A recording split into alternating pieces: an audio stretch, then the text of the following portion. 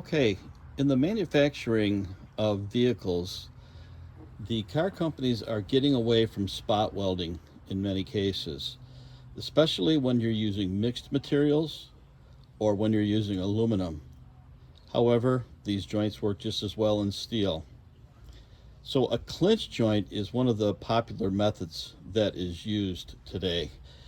And if you can see on this section cut, you'll notice that we're simply pressing one sheet of material into another sheet. And the way the process works is there's a die down here that follows this contour, okay? And a punch that comes through at a relatively high force. It takes about 4 tons approximately to form this joint.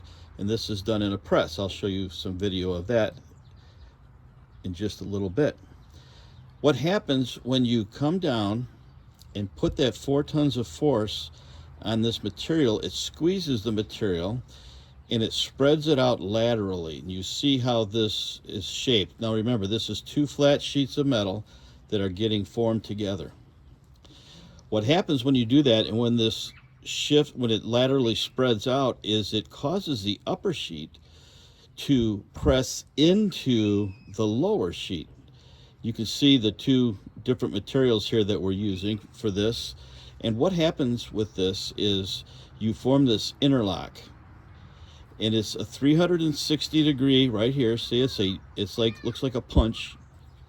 And it has a 360 degree interlock. So this part is pressed into the part beneath it, and that is shown right here. So if I was to cut a section through the center of this, this is what it would look like.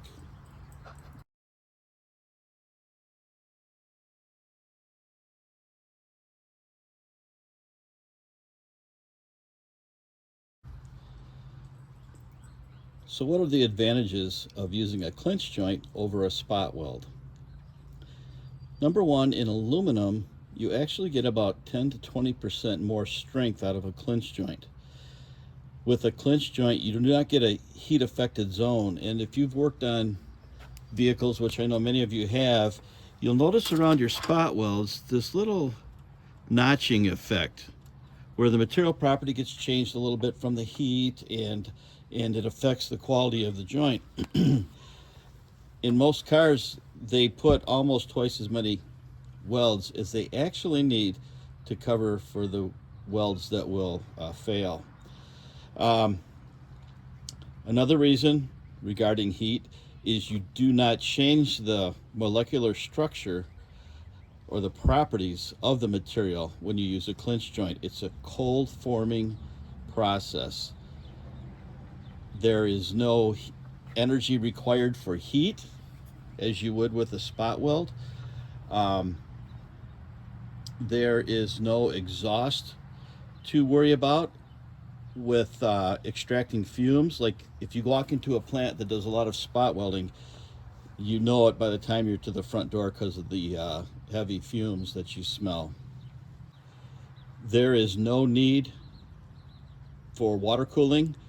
When you do spot welding, there is a excessive amount of water cooling that is required. Now imagine a plant with 1,000 robots in it with spot welders and all of the cooling that has to take place on that equipment. It's enormous, and this eliminates that requirement. One other item regarding installing clinch joints is most of the automakers and any OEM plant that you go into, they will be installing these with electric servo drives. This eliminates the need for hydraulic systems, hydraulic pumps, hoses, things that can leak and get messy in a plant is a non-issue. The other factor is that with an electric servo drive, you can control the position of the final, the final position of the punch and the force. And what happens is that the material remains the same every time. And if the force remains the same and the position it's going to remains the same, you will end up with an exact duplicate of the section cut. And that's one of the big advantages of using a system such as this. And the other systems that I'm going to show you also operate with electric servo drives. Now, how do we check it in the plant if all we have is data showing us that yes, you met the force, you met the position, we didn't get any faults, etc. In the plant, we use a set of scissor gauges that will measure the remaining thickness at the bottom of the joint.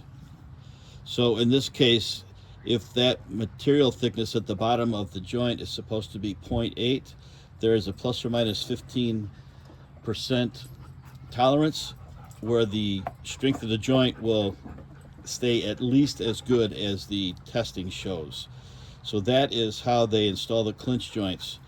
One other thing about the clinch joints is between this panel and the one underneath, there is a layer of adhesive all around. Okay, back here on these flanges, you may be able to see the adhesive squeezing out. So that adhesive goes all along these flanges, both back here. This is on the opposite side of, this is the cowl assembly, this is the cowl upper right here, and this is the cowl lower that it is joined with. Okay, I opened the view up just a little bit wider so you could see this original side that I was describing how the joints work, and this side on the back. All of these joints that hold this front cowl assembly, this is the upper cowl, this is the lower cowl, and the big tunnel and the dash on the front end of this vehicle is all assembled using these clinch joints and adhesive. If I move this camera up here, you may be able to see some of the adhesive that is squashing out between the two sheets of material.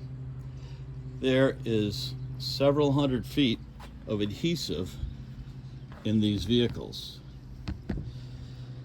So in a nutshell, that's how clinching works. I will show you a video of the actual process.